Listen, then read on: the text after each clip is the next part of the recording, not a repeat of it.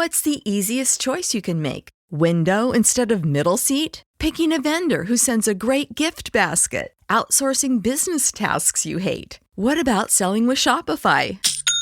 Whether you're selling a little or a lot, Shopify helps you do your thing, however you cha-ching. Shopify is the global commerce platform that helps you sell at every stage of your business. From the launch your online shop stage to the first real-life store stage, all the way to the did we just hit a million orders stage. Shopify's there to help you grow. Whether you're selling scented soap or offering outdoor outfits, Shopify helps you sell. Wherever and whatever you're selling, Shopify's got you covered. Sign up for a $1 per month trial period at shopify.com/try. Go to shopify.com/try now to grow your business, no matter what stage you're in. Shopify.com/try. Menards has the best in-stock selection of AC2 pressure-treated lumber. All easy to load in our drive-through lumber yard. Choose from our huge inventory of boards, decking, fencing, lumber, and timbers to build your project to last. Plus, you can get free estimates fast with our deck and fence design programs at Menards. Number one in customer satisfaction among home improvement retailers according to J.D. Power. For more information, visit jdpower.com/awards. Save big money at Menards.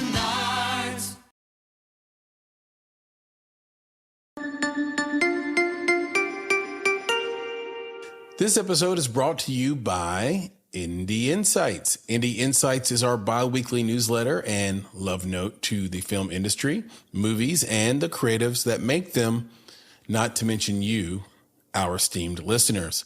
Inside, you'll find curated industry trends, articles, exclusive commentary, and underappreciated films from filmmakers like you worldwide. And the best part is that it is completely free. So join today at www.bonsai.film. It takes just a few seconds. And once you sign up, you'll get the very next newsletter on Friday morning. It's that simple. Go to www.bonsai.film to get Indie Insights, our bi-weekly newsletter, and join a network of film creatives just like yourself. And don't worry, we'll never sell your information or spam you with a bunch of nonsense emails, just the bi-weekly film industry goodness you need. And if you ever tire of Indie Insights, simply unsubscribe. No gimmicks, no games. So go to www.bonsai.film to get Indie Insights for free.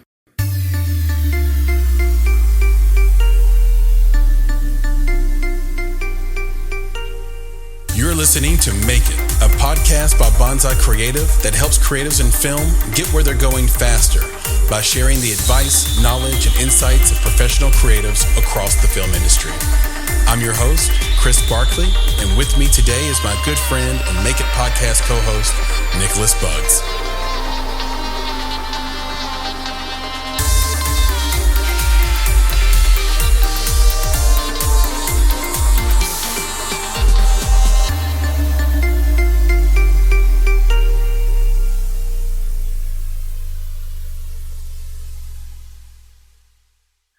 Hello, Chris here with another episode of the Make It podcast. And this is an Indie Talk week. And that means I'm here with my good friend and co-founder, Nicholas Buggs. Nick, say hello. Hello. Once again, it's good to be back. It is good to be back. We've taken a little bit of a hiatus, rightfully so. We've been in and out of town. We've had some festival work, some film work to be doing. And we had lots of great interviews. So kudos to the team for these last three interviews, Haley Watson, Francis Hernandez, and Dr. Mark Golston. Yep. I also thought the Industry Insight released on Tuesday was a 5-star industry insight about Naomi Osaka and LeBron James' sort of branding and marketing flub. Yeah. But that was really great and a lesson that like every creative can use. Like, go ahead and Google that name up that you picked and make sure it doesn't mean something in some other market that's going to sort of follow you around and haunt you since we're in October. haunt you for the remainder of your career. But look, man, we have a lot to get to because it's been a while and there's a lot of stuff going on. And I just want to jump in right away. Dahmer. Yeah, let's do it. Dahmer. Dahmer is the most watched show on Netflix right now. It is the second most watched series of all time. Yep, on Netflix. And me and you have decided not to watch it for different reasons. Mm-hmm. I want you to expound upon your reason, and I'll just briefly tell you mine because mine's a lot more simple than yours. Oh, you knock yours out first. I'm just not. Yeah, I'm going first. I'm just not interested. Yeah. I'm like simply was interested in it. I learned about Jeffrey Dahmer I actually learned outside of like just passive news stories growing up. I learned about him in a class I took in college on criminal psychology. It was one of my favorite classes I took of all classes I took in college. Okay. And to take the class on it and learn about the mind of a serial killer and some of the things that they were doing in detail, you don't need a round two and you don't need it dramatized for you. So I never was clamoring for it. I wasn't clamoring for the John Wayne Gacy one. Right. I actually find him a little bit fascinating. It's also the name of a fantastic Sufjan Stevens song, which I love. But once you learn about it in sort of a criminal way, the way a detective or an officer would look at it, which I did in that class, you don't have like a fictional need to see what they did. So that's my reason. Okay, so mine is similar, but mine is more human, right? This guy murdered 17 people, and what he did to their bodies is just disgusting. Yeah. Right? So when you put that level of, death, mutilation, depravity on a screen, now other people are consuming this, and how are they consuming it? Are they excited to see this? That's gross.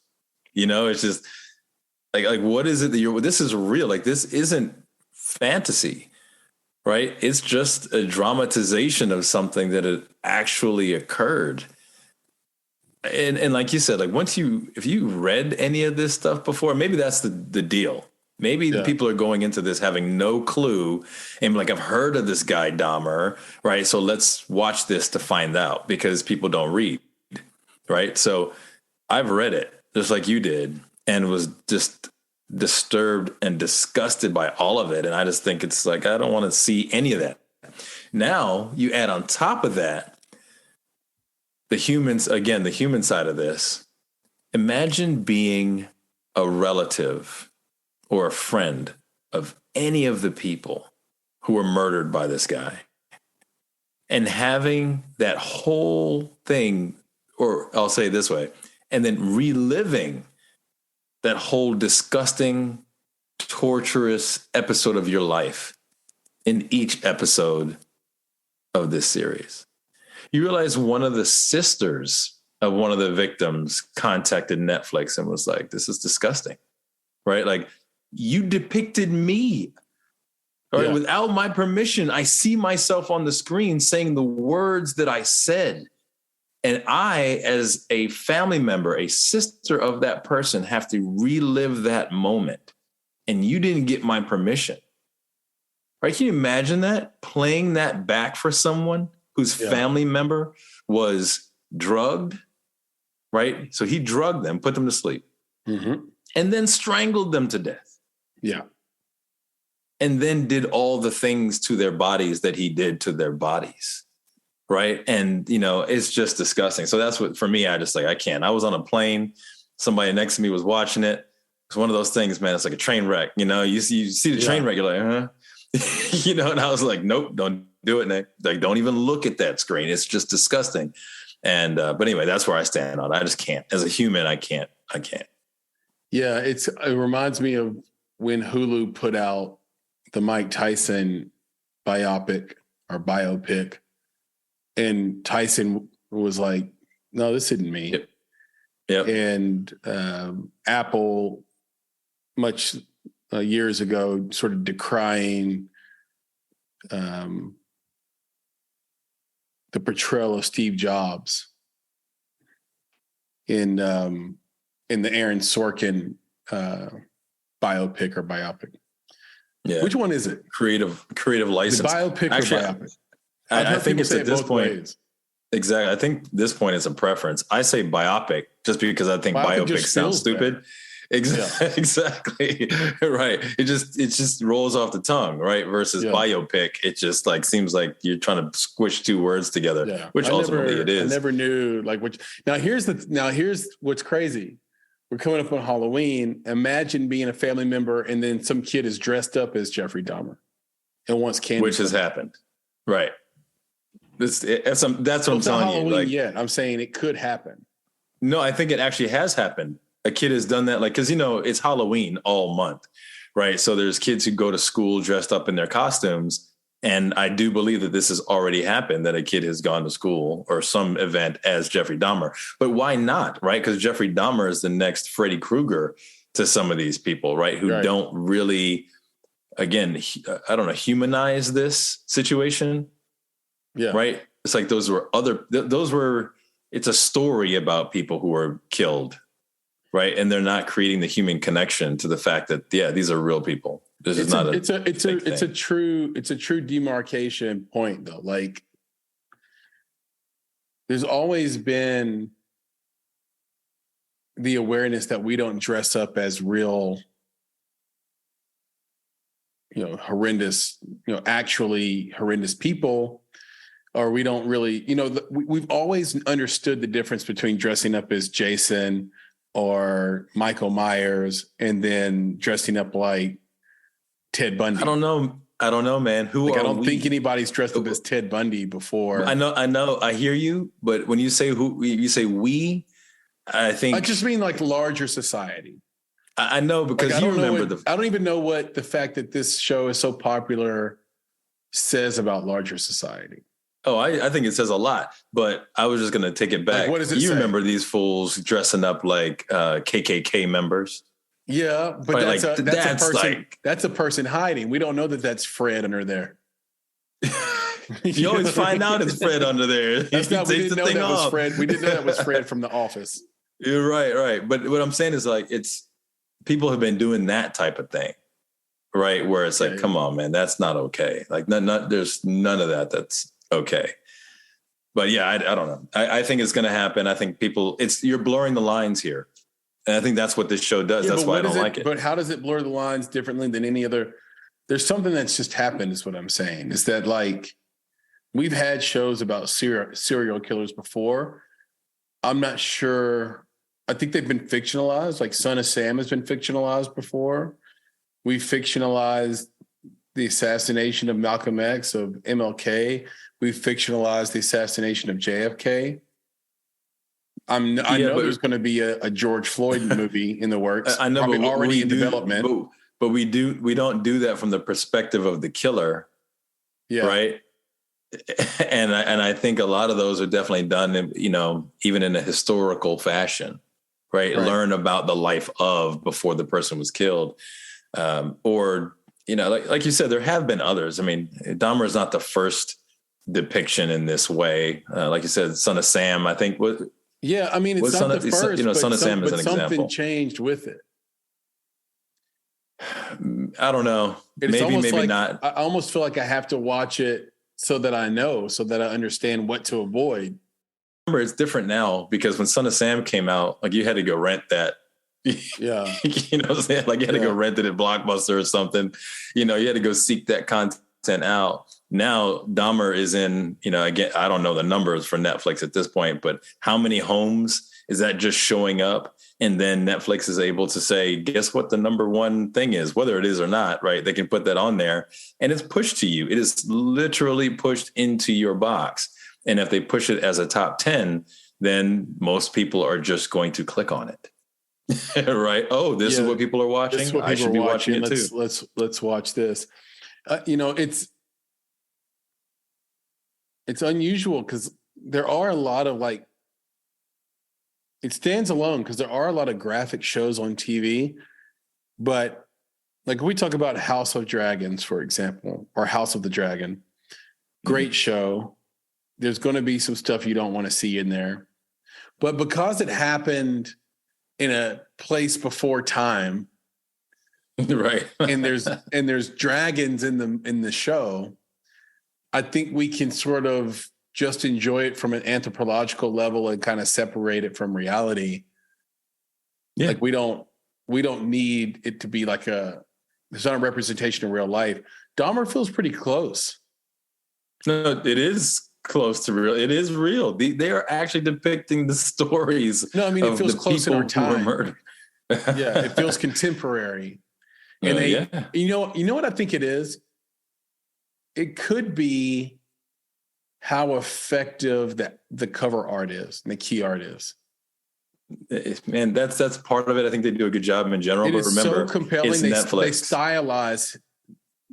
They stylize Dahmer, and Dahmer's being played Netflix. by an actor that's on the rise too. Has a big following with 25 and under. He's a sex symbol. Yeah, Netflix. I think all that kind of plays together.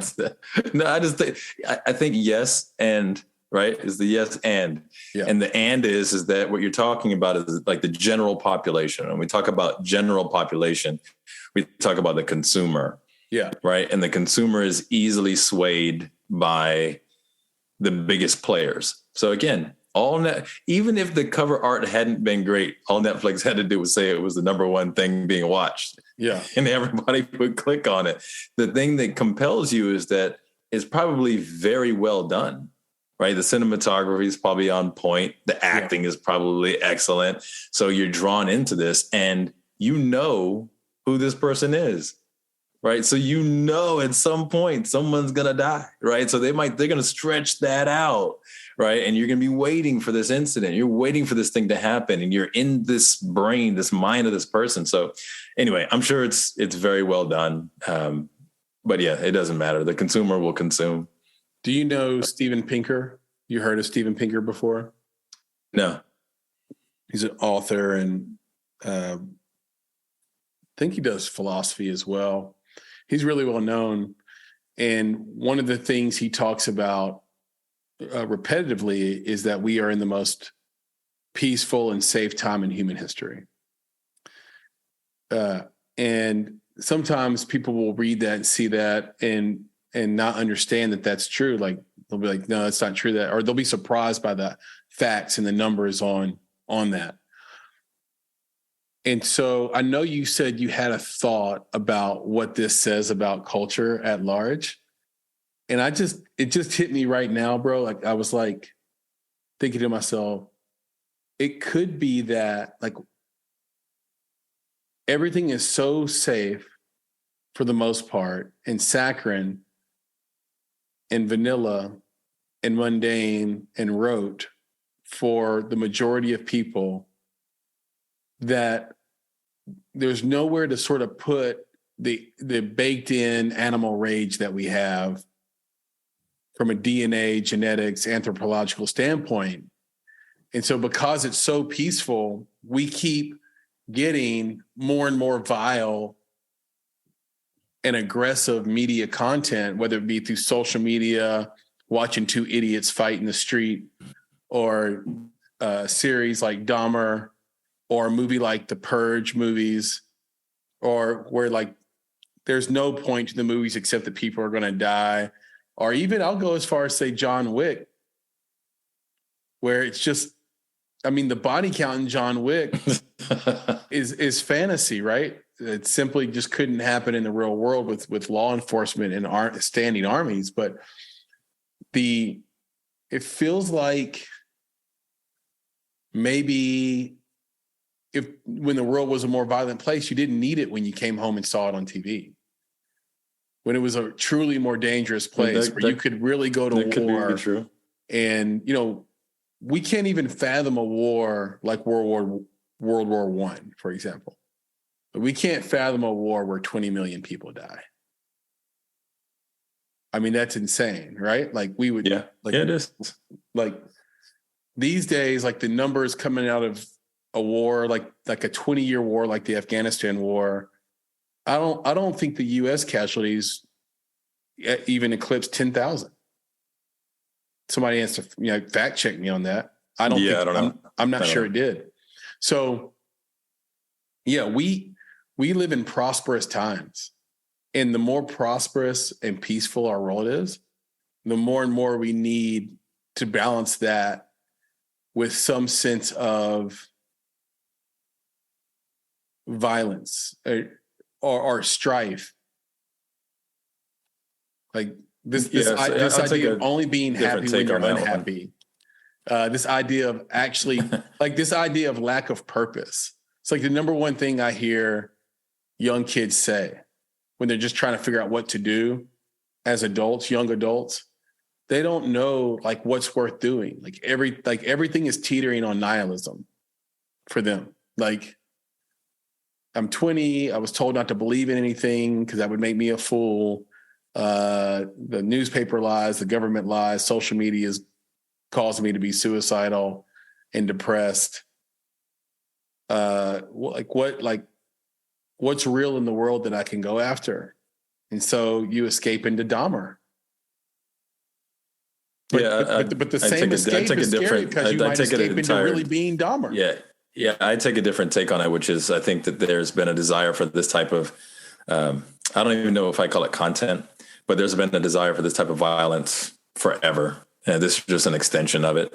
We didn't have this in the 20s. I think that no. What I'm saying is that there's been a desire for this type of violence for a long time, and which is why I didn't say content, right? Okay. So long ago, you could actually in a less safe environment, less civil environment, you could actually do these things to people and not get caught, or get caught, but you could do them, and but you could do these things to people. Right. And I think as our society became a little bit more controlled and more civilized, well, then you couldn't necessarily with such ease carry out these types of evils on other people. So you just turn to watching it. Right. You get your kicks from watching the thing that you might fantasize about doing or just have an interest in, or maybe it's just part of our collective DNA to want some level of violence. Some of us want more than others, right? The Purge, Hellraiser, Freddy Krueger, Michael Myers, all these things. So I think that there's always been a desire for it. This just in particular, I don't like because this is real life. This isn't a story that someone made up with a fictitious world, fictitious rules. Right. This is real like this, and I think that's the issue that I have with this in particular. But yeah, I think there's always going to be a desire to see this type of thing. And maybe it's actually better for people to watch it on the screen as opposed to, doing it in person. Maybe this is how they get that kick as opposed to doing it themselves. So that's kind of my take on, society's approach to this type of violence, I guess. My advice is that if you see anybody on Halloween dressed as Dahmer, don't assume it's an outfit. Don't assume it's a costume. Because you might find out that you ran into the one person that wants to do copycat. Right. Oh, I'm going to choke that 7-year-old out. Yeah, choke them out. Yeah, exactly. That's for the victims. Right. Exactly. But yeah, I hope I don't encounter it. But you can't take a chance like that is my point. Remember, like XXXTentacion got killed for clout. That dude shot dude and went right to Instagram Live. Yeah. Like something's fucking up. Like some switch is like not connecting with certain people in our society anymore. It's like not. Yeah. The fame engine's too strong. The clout engine's too strong. Like it's not it's all the things. It's the combination of the things. It's all the things. But yeah, I won't be watching it. That's one that, I will not be placing. Oh, maybe I should place it on my watch list.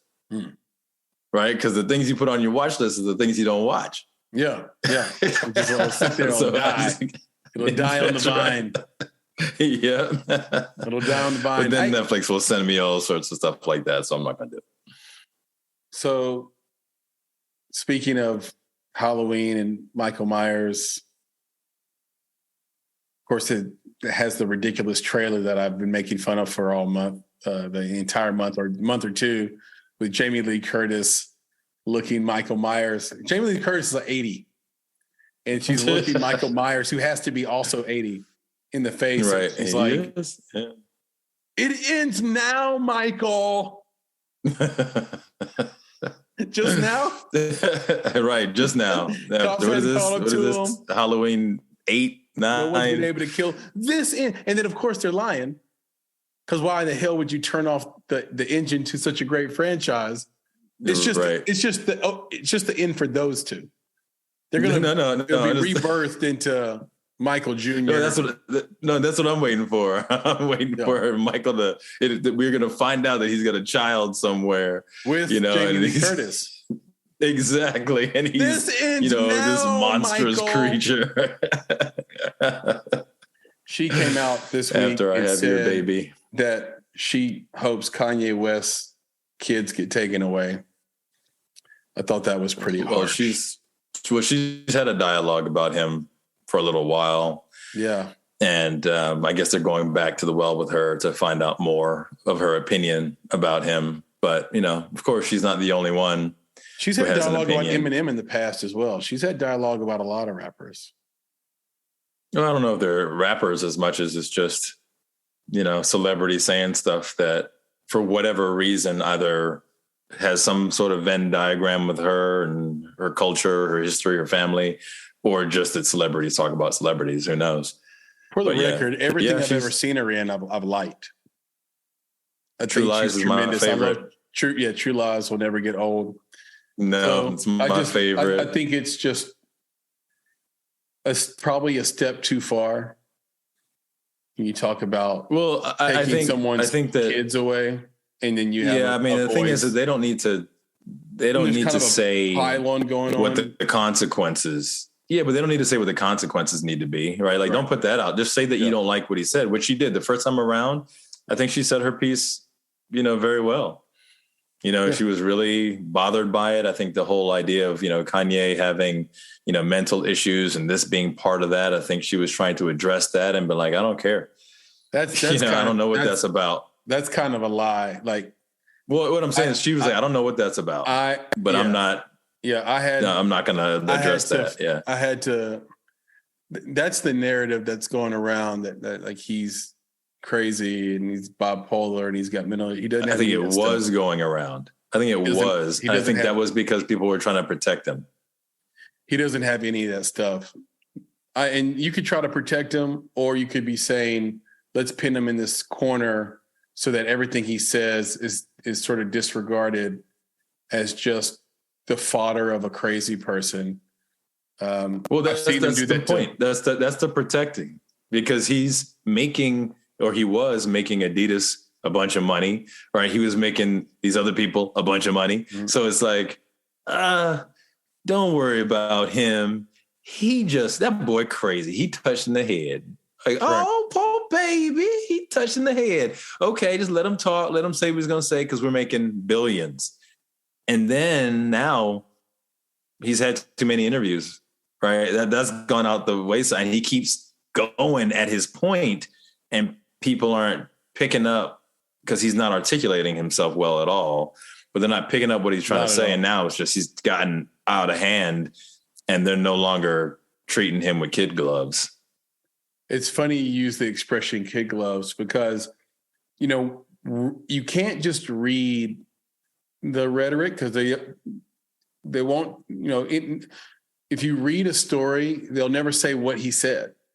So you never get to contextualize it. You never get to say, okay, well, what were the anti-Semitic response or comments? What were the anti-Black comments? What were the hateful things he said and did? What are some of these bigoted ideas? And so that's Dave Chappelle's concern. Huh? That was Dave Chappelle's concern with people who talk bad about him. He's like, you guys never watch my show. You never listen to my stuff. And yet you got stuff to complain about because you heard what the other person said, but you never paid attention. You didn't listen. So Correct. yeah, that's the same thing Chappelle That's exactly said. right. I didn't want to be that person. So I went through and watched the entire 3-hour plus Drink Champs interview. I watched the Piers Morgan interview. Mm-hmm. I watched the Chris Cuomo interview. And I followed the tweets. And the only interview that I haven't seen is the Lex Friedman interview, which is kind of brand new, where he's trying to walk back some of this stuff. His PR team is getting the handle of this now. He's saying that he's intentionally was just trying to find a way to get out of his Adidas deal. And so all this it backfired on him, but he was doing it on purpose. And right. They're going to try to walk it back. Kanye's going to be in our life, but here's the deal. After watching all those interviews, you said kid gloves. I was watching the interviews and I realized he resembled my son when my son was 14 and in trouble, where nothing you say matters. You're talking out of both sides of your mouth and you don't realize it. You're pedantic, you're narcissistic, you're immature. And the difference is he's 45, and every once in a while he says something that is thought-provoking. Every once in a while he says something that is true. Every once in a while he says something that's really interesting and compelling. I think he said on the Drink Champs interview, every person has two, you get all your information from the two fathers, your father and God. I thought it was interesting. It's an interesting way to turn a phrase, right? And he's talking about the power of information. That's something we've talked about on these indie talks for years, which is that the lie you get told is that education is power when actually information is power. Right. So it was an unusual thing to watch. I thought Chris Cuomo was super unprofessional in his interview and really made it combative and unproductive. But also, yeah, that was interesting. Kanye is such a narcissist, and that he wants you to kiss the ring at all times. There's a part of him that's true. It's like, you brought me on because I'm somebody that's going to bring you great ratings. And so he kind of he over understands sort of what this transaction with media is. He's here to get them ratings and to be someone that they've never had before. Oh, I watched the Tucker Carlson interview as well. So that's 4. I watched 4. Tucker just let him talk. Drink Champs just sounded like people talking shit, getting drunk. And I think it's interesting that there are people like holding him to hard account when you watched him have 8 to 9 drinks. Like, they're all drunk. Yeah. And at some point, you say these dudes are just drunk talking at this point. I know. Like, I almost turned it off because they're just drunk talking. Yeah, but you can look at it differently and be like, basically alcohol loosens the tongue, right? Basically, it just, because before, when you're not drinking, there's things you want to say, you're not getting but that clarity. you might not want to say. Yeah. Well, that's what I'm saying. But what I'm saying is that now they're like, oh, right, when he's loose-lipped, here are the things. This is what he really thinks. This is what he really means. This is what he's really trying to say. So, and he's a celebrity. Like, you can't be out in public saying stuff and not have people scrutinize it or try to take you to account. That the Jewish community will not accept is that he is a Jew. So he keeps telling everybody, I'm Jew, therefore I can't be. And so the compelling thing about that is that for the last 10 years, I heard people in the Black community say, I can't be racist because I'm oppressed. I never believed that. But Black people across the board agree with that. Like, I can't be racist against white people because white people oppress me. Yeah, don't say that. I wouldn't say black people across the board. Because the other thing is like, Dude, it's like also saying, no, I'm one. Remember, Really, I'm a really black important person, black and I don't folks, and believe. I'm just going to keep it real, including Christian and Dick Gregory. I'm just going to keep it real, including those people said that black people are incapable of being racist because they're oppressed. I'm just telling you what it is. That's the truth. You're telling me what you've heard some people. So that's not black people across the board is what I'm leadership saying. in the black community that drives the opinion of non-leaders in the black community said a thing that people agree with for about a decade. Right. So what I'm saying trying is to use that I don't agree. Hold on. Kanye's trying to use that in reverse. They're not really taking that. But here, all that aside, here's the point I was making. When you watch them, you really just see a teenage child melting down in the principal's office. That was the epiphany I had. I guess he reminded me of a child in the principal's office melting down. He won't. Yeah, I think so. Like you could say something really plain to him and say, "Don't you agree with that? Didn't you just say that?" And he'll be like, he won't admit to it, like a kid. Like the bad kid. He has his own way. He has his own way of saying things. And he often, some of the stuff he's just said is, like you said, is ridiculous. I can't be this because I'm this. That's not how you make an argument, so some of that's just bad. I think some of it is, he just picked the wrong fight. Right. And the fight that he intended to have was about whatever this mafia is that's controlling things, that's keeping people down. Okay. That's the fight, is that there's a concerted effort to maintain control, and that control has negative outcomes for a variety of people. Right. That's ultimately what he was attacking, but he chose the wrong thing. He chose to add Jew to it. Yeah. Like why is that important to this conversation? Why qualify it like that? And then say all of Jewish, exactly. So Jewish what if they're people. Exactly. He added that. Right. Like that's what he did. That's what he did wrong. Period. We were with him because he went on his contract tirade a while back and he didn't say Jewish people. And we were with him. Right. And a bunch of people could have been with him here, just like, when the whole Me Too movement. Imagine, right? All of these studio executives, some of them may have been Jewish. But imagine if we as a collective tried to, or not even we as a collective, imagine if some people in that movement said, these Jewish men in power, right? These Jewish executives are attacking people. Right. And making women feel uncomfortable. How far do you think that Me Too movement would have gone? Like it wouldn't have. Right. Right. You're not attacking these male executives. You're attacking Jews. That's basically what Kanye did. And he won't back off of it because he believes that them being Jews is somehow tied to their ability to control things. He won't separate those two things. And then that's put him in the position that he's in right now. And he's put everyone else in that position. Adidas didn't want to drop him, bro. They're losing tons of money. They dropped him only after his comment on Street Champs where he said, Adidas can't drop me even if I say anti-Semitic. Yeah, that's right. Come on, man. You can't. Like, why would you fumble the bag like that? Exactly. So that's the thing. It's like they didn't want to do it. They didn't want to be out of the deal. I know, but this is costly, right? So anyway, what I'm saying is that's his whole deal. Like if he hadn't done it, then there might have been a Me Too, for the record industry, for other industries. Like, hey, let's take a look at this. What do you mean, Kanye?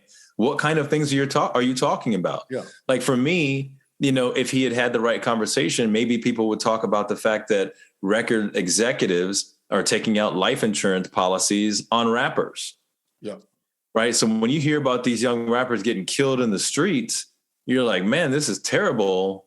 Well, you also find out that someone's profiting off of their deaths. Yeah. How is that even possible? Yeah. Right. Are the families of these people getting this money? No, they're not the ones with the policy. Right. Or what about the fact that these record labels own these people's names? Right. I'm sure that's why a number of them keep changing their names, right? Well, I'm this today, I'm this tomorrow, because you own my name and I can't make any moves. Right. I can't make any moves because you own my name. Right. So there are certain practices that should probably be brought out and, burned down. But you can't do that if you, attack someone's race, creed, religion, or even necessarily country of origin. It's just, that's a non-starter. Yeah. He's admitted that he had a lack of sophistication with his messaging. And to your point about contracts, I think Adidas came out when they wrote the letter, sort of the open letter saying they were cutting ties with Ye, that they owned the license to the designs and future colorways and this. And I was like, how does that work? Well, they're probably the ones who created it, to be honest. And they put his name on the thing that they created. There's leveraging his name potentially. Yeah, we'll have to find out because, he's not a designer himself. He doesn't cut fabric, he doesn't do drawings. So I wonder what his role is in that, or was this simply like a Trump deal where Trump gets paid X percentage to put his name on a building? Yeah, I think he probably had his name and he probably got to pick some of the designs. They probably came to him with 50 designs and he picked 2, right? Yeah. Because it's on his name. He probably had some level of license to make choices. Yeah. But yeah, they're the ones who are manufacturing these things. They're the ones who are creating even new textiles, right? That might be unique to just his brand. Adidas owns all that kind of stuff. But it does need to be addressed. Contract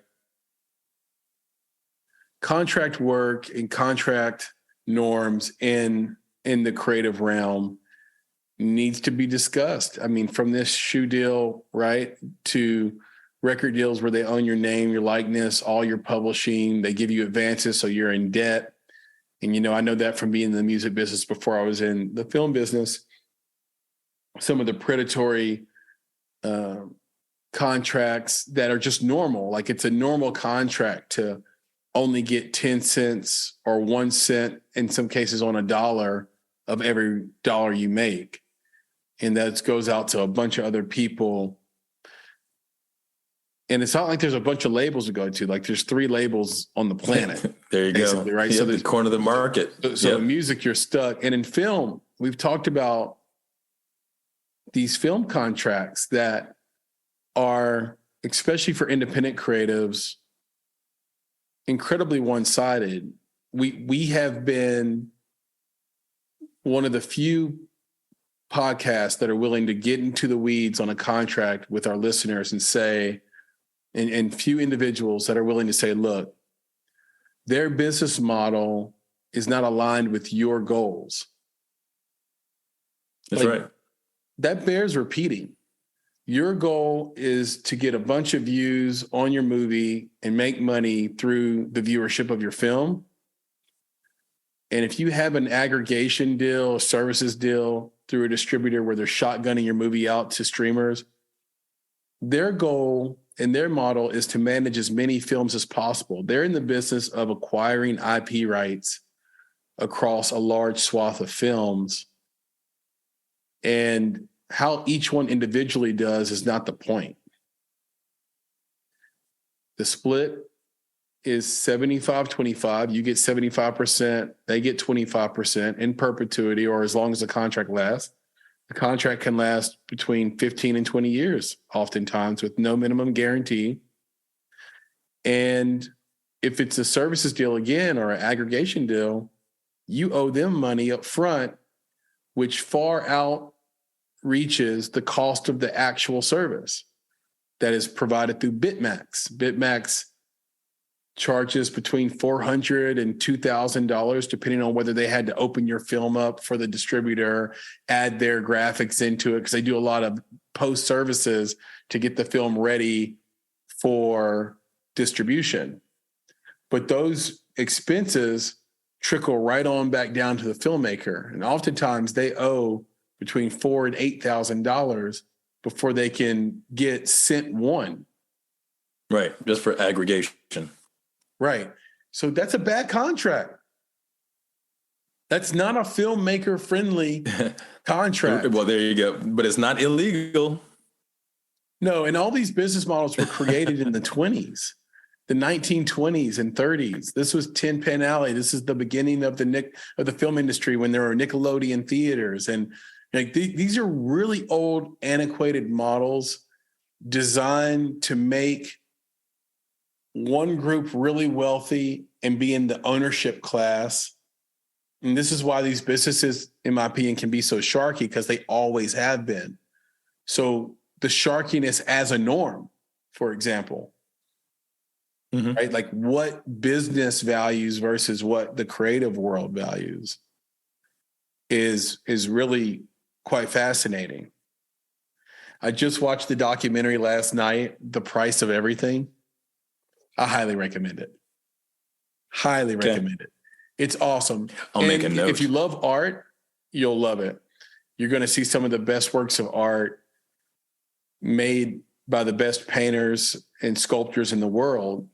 I've all new respect for Jeff Koons after watching this documentary, but one of the fascinating things in the film is the world of collection and auction and sales of art, in that there comes a point where you actually don't write fresh checks and new money for any given work of art.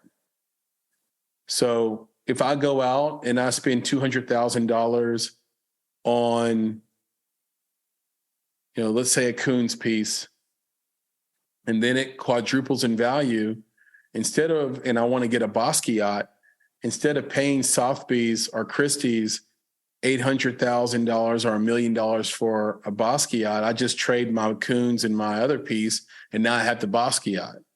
And I keep doing that over and over and over until I have a giant collection. And I only spent the original money. The original money, right. Yeah. I don't think people know that. And like I look for stuff like that. And even in the Kanye interviews, I was looking for like the little stuff that he was going to let slip that wasn't about the other bullshit he was talking about. and his demand to be called a billionaire, all this shit. One thing he said was he was with Scooter Braun, and Scooter came to him and said, I have a friend that owns some shares in SpaceX, and if you come with me and we get this group together, we can buy SpaceX or own SpaceX behind Elon's back. And it's like, and Kanye said, I would just rather get to know Elon. And he said that's how him and Elon became friends. It's right. Like there are people that operate like that. Like they are angling. I have a friend I grew up with, not Jewish, Irish. He was always angling. He had a really hard time when he was young keeping a job, because he would go into the job and immediately find out what their security weaknesses were. So instead of being interested with how do I become great at this job, he was interested in how do I grift this place because they're stupid. Right. He was interested in making people look foolish. And there are people like that want to make you look dumb, who are interested in separating you from your money because they're a better chess player than you, or they're playing chess and you're not playing anything. You're just trying to be their friend. Right. And instead, they're playing you. Filmmakers, look out for these people. These people are out there. They're looking to separate you from your IP, from your capital, and they're going to brag about it later. And they view you as a boon. They view you as a meal on a plate. So we'll see. I don't know how this thing ends with Ye. It probably ends with him making a bunch of apologies like he did when he said George Bush doesn't care about Black people. He'll drop another fire album, do something else where his genius actually pays off for him, and we'll go round and round again. Yeah, well, I guess I actually have to apologize to Ye because I forgot about that. I forgot he's Ye. I was calling him Kanye. I'm like, because on the Cuomo, right? He was like, "My name's Ye, sir." You know, like it's Ye, sir. Well, my bad. these artists put us in a tough position because when we listen to his old catalog, he released that old catalog as Kanye West. So when I went to go look up Cruel Summer today to listen to Cruel Summer, which is a fire album, you can't look up Ye and get that. You got to look up Kanye West because Kanye West dropped Cruel Summer. Exactly. Ye will drop something else. You know, it's like, you know, again, Diddy, Puffy, Puff Daddy, Diddy, Love, Master Flex, or whatever it was that he came out with. Or his name was Love or something like that at one point. Yeah. But anyway. Yeah, when Prince changed his name to a symbol, I'm sorry, and I don't know how it was across the board, but black people weren't saying all those words. What words? The artist formerly known as Prince. We weren't saying all that shit. Right. You're saying Prince. Prince. That's right. Now, if we were talking to somebody who didn't have Prince's best interest in mind, we'd say the artist formerly known as Prince. Get it right. Right. But for us, we just need to be able to talk to each other normal. That's Prince. Well, especially because Prince is like calling him like you knew him. That's just Michael, bro. Like, you know, it's like we saw Prince playing basketball, right? And then we call him Prince. He's Prince. That's Prince, bro. Yeah. That's Prince from the streets. He's Prince. Speaking of Michael, album I've been really enjoying is the 40th anniversary of Thriller, or that came out this year. Yeah, highly recommend. Great. It's just a nostalgic listen, man. It's awesome, and there's some extra tracks in there. It's cool. I would tell anybody to download the 40th anniversary of Thriller while it's still the 40th anniversary of Thriller, by the way. True. Black Adam, by the way. Yeah. The Rock. Love The Rock. Came out, they did 67 million. That's a lot of money in 1 week, but they wanted double. They wanted that Tom Cruise, Top Gun Maverick money. Top Gun money. And so you being our resident comic book movie nerd,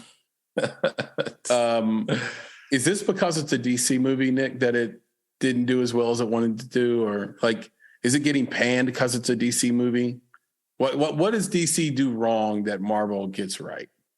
Maybe I should phrase it that way. I guess it depends.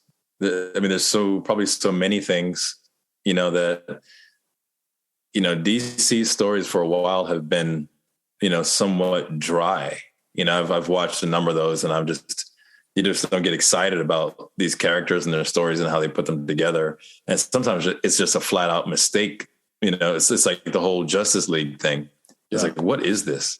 Like, what's happening here? What are you doing? It was just bad. I mean, so bad. I mean, how, you know, they had to redo it, you know. Now, I will say that has happened in Marvel space as well. It just hasn't happened in a long time, where, you know, like the Incredible Hulk, right? That was a different person before. That was a different character, and they did such a bad job they had to redo it. They're like, oh no, let's do this all over again because we messed up. But yeah, the DC characters, you know, it just, and you can't go across the board because remember, Batman is a DC character, right? And Batman, you know, the latest series has been doing very well, and then Joker is doing amazing. The latest one, was it good?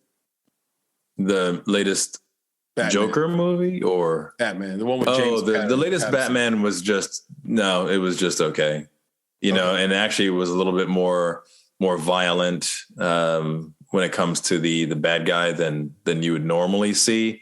So it went a little bit darker with that. So I don't know where they're going with that. Yeah, maybe Dahmer is I think the Joker's world's fault. There you go. Maybe. Maybe. But they build the thing. So one of the things about that the DC folks don't like about Marvel, so kind of flip it, is that I think I heard this. I can't remember who said it, but they basically said that, you know, the Marvel folks act like a bunch of college kids. Okay. Right. Like they do whatever they want. They've got these lives that nothing really matters. They literally just do whatever they want. There's no consequence. You know, it's all fun and games, and they're just fighting bad guys. But it's so fanciful, and the worlds that they're building are so colorful and so exciting, and the villains that they create are colorful and exciting, that it's easy to get pulled in and stay in those worlds. And they continue to grow. Every, movie grows on the next one, the next one. And DC has been somewhat fragmented, right? There was the Batman movies, right? There's very few other, DC characters that get pulled into those lately. Then you have Superman, that's separate, right? So they had to bring it together and do Batman versus Superman, right? Whereas the Marvel things have been building and building and building. And you're building all these universes and building all these likable characters and the colors. I mean, think about it. If you watch a DC movie versus watching a Marvel movie, they're almost night and day with respect to the color schemes that they use in these things. So there's that. But it's with this one, with Black Adam, I'll give you a couple different thoughts that I have. Are you one is, watch it? Maybe not in the theater. It's if it comes out and my son wants to watch it, then we'll watch it. Now, if he wants to go, I'll take him, but I'm not running to see it. There's a couple of reasons. So the first one is, personally, I'm tired of seeing The Rock, right? Like he's everything. Yeah. You know what I'm saying? Like I'm he's good. Like I know, but the thing is he? He's just The Rock in every movie.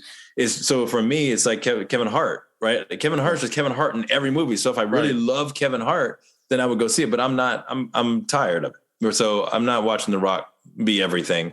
So the next thing is that the critics don't like this movie. Like, so people who critique film, right, who have an eye for certain aspects of film, don't like this movie.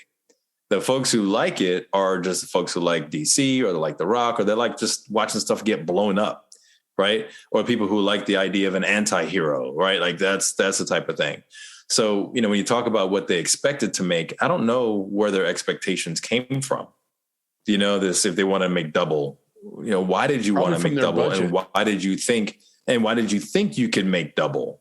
Right. So when you talk about Top Gun is everybody, man. I mean, Top Gun is every age group on the planet wants to go see Top Gun, and it's not about a comic, whatever. This is like, people in the military want to see this. People who saw the first Top Gun movie want to see this. They want to take their kids to go see it because it's meaningful.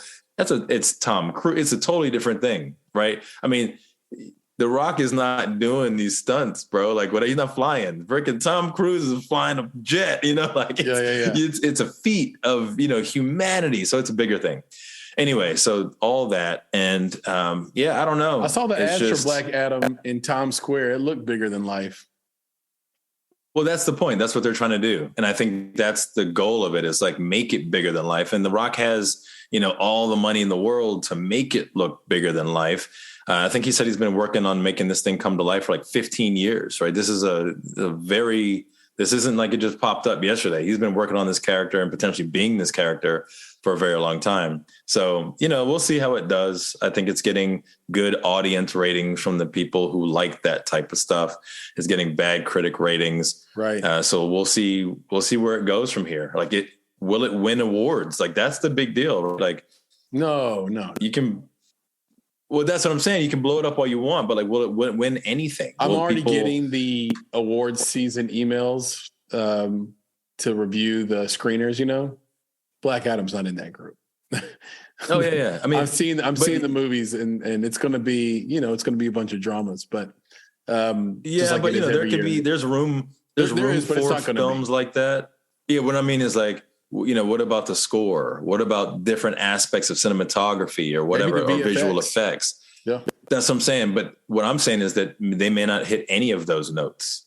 So that if they don't hit any of those notes and don't make the money that they wanted to make, even though it's going to make some money, what is the mark of success for that film?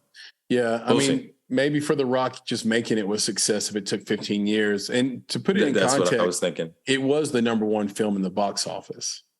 Yeah, and what if he gets to do another one? And what if he gets to fight Superman? It was. There was no movie close to it. So it could also be just a function of theaters, and that the theaters just aren't fully back yet. But if they're not fully back by this, let's say next summer, I think we got to really start looking at the long-term prospect of societal change based on the pandemic, because every place I've been for the last 3 months was absolutely packed. Traffic I think on the road, theaters are packed. back. Yeah, Times I Square, think New they're York, back. Manhattan, packed. No one's concerned about Yep. COVID. Like COVID's over. I think they're back. For I most think their people. expectations might have been too high. That's it. Like you said, it was the number one film. It made $67 million in the first week. Like it did well. Yeah. So we'll see where that takes them. And again, we'll see if this is one of those that propels the DC universe into a positive direction. We'll see if they do get that film where Black Adam gets to wrestle Superman, and we'll see how that goes. Yeah. And I think people might be clamoring for that if The Rock keeps putting it out there. So it could be a good thing for them. But yeah, for me, I haven't seen a reason to really look for that content. And Black Adam also does seem like a one-off. Here's how lame I am. How brave you are. Lame. I wasn't even aware that Black Adam existed. I don't know I've never heard of Black Adam in my life. Yeah, well, I think there's a lot of people who don't. Like even Shazam, I know Shazam. For a lot of people, I know you do, but what I'm saying is that a lot of people don't. And it's somewhat of an obscure character when compared to someone like Superman, Batman, Robin, like all of those characters. And you're like, who's this? Think about it like this. Like, there's probably a lot of people who weren't, if you're not a comic book head, you might not have been as familiar with Black Panther. Right, like where'd this guy come from? Right, we know Iron Man and Captain America and the Hulk. I really wasn't that familiar with Black Panther before Black Panther came. Right, or Black Widow. You know what I'm saying? Like, oh, who's this? And I mean, if you ever look at the DC universe, right? If you looked at a picture of all the characters in the DC universe and looked at a picture, an image of all the characters in the Marvel universe, you'd be floored. I mean, there's content forever, right? Does this ad infinitum. Does this end with Marvel acquiring DC? I don't think so. I think they'll keep those separate. That'll be an interesting multiverse type situation, but I don't think that'll happen.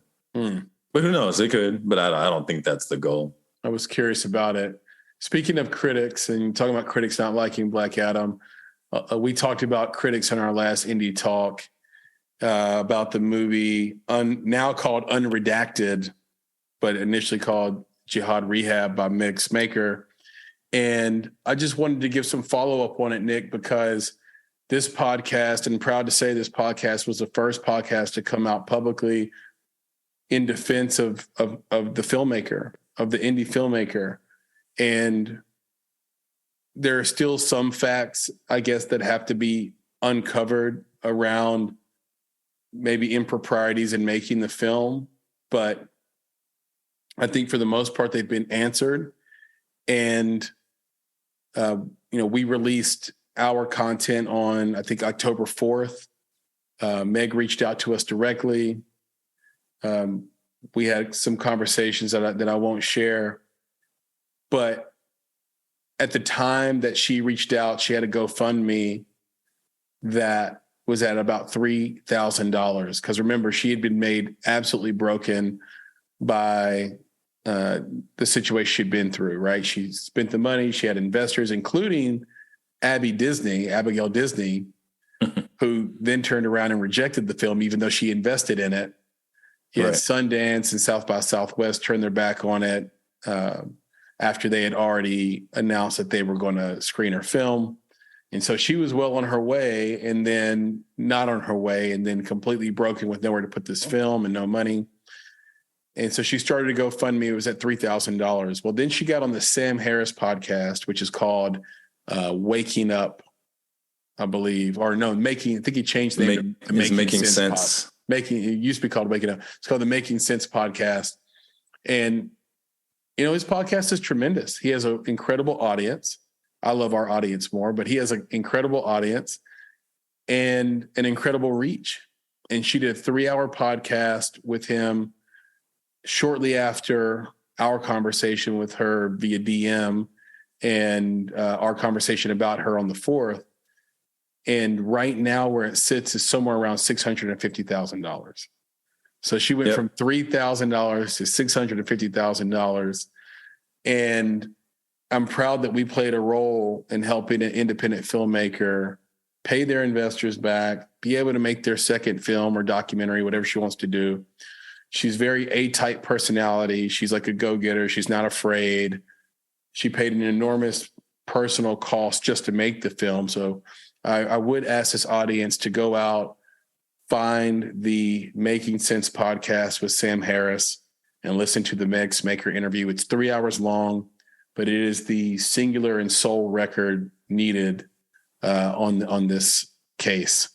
And I told Meg that, again, via DM directly, like, you don't need any other interviews. Like, this is the ultimate interview to make your point and your case into the market. So just wanted to update this audience on that. And we just came back from the Fayetteville Film Festival, and this is our second or third year in a row working with them. But this year we were on site and in person, and it's a little festival, but it's a fun festival. We had a great time. Nick, do you have any updates, thoughts about the Fayetteville Film Festival? Yeah, I'll just offer that. Like you said, it's been a couple of years kind of working with them, doing various things. We've been judges, of the narrative shorts, the narrative features, the emerging filmmaker category as well. This year we had the benefit of being there with them in person, which was awesome. I'd never been to Arkansas, so it was nice to go to a state I've never been to, and also, hang out with the folks that we've been talking to for so many years now. And, we also gave the pitch workshop, which, not, a tip in the hat to myself or to ourselves or anything, but I think it went very well. Mm-hmm. And it was very well received. And, this year they had, not from our words, right, but from the words of one of the major sponsors of the festival and the pitch prize, they said these were some of the best, if not the best, pitches that they've ever heard. And, many of the folks there did tell us that they believed that it was, because of the support that we had given them. So we're happy and grateful to have had that opportunity and to actually have an impact on the festival, right? That's, with one of our or many of our principles, it's be better, be creative, be engaged, right? And if we can create opportunities for people to improve by being engaged with them where they are, then we're going to take those opportunities and make the most of it. So it was awesome to see that the Pitch Fest, the Pitch Prize was actually for a single individual, right? One winner. But because the pitches were so great, the festival sponsor and the Pitch Prize sponsor decided to offer an award for 4 more individuals based off of the high quality of their pitches. So, we had 5 filmmakers, get some funding for their projects and potentially get mentorship, through that sponsor as well, which is Rock Hill Studios out there in Arkansas. And it was just an amazing experience on that side. All the people that we met there were just so open and welcoming. We got to actually do Fayetteville, which is pretty awesome. So we did the festival, but we also got to hang out, in some of the restaurants and bars there. We got to see some very cool things that they do in that, relatively small town. But it was like, going down there is like a warm hug, man. Everybody just opens their arms and they embrace you. They bring you in.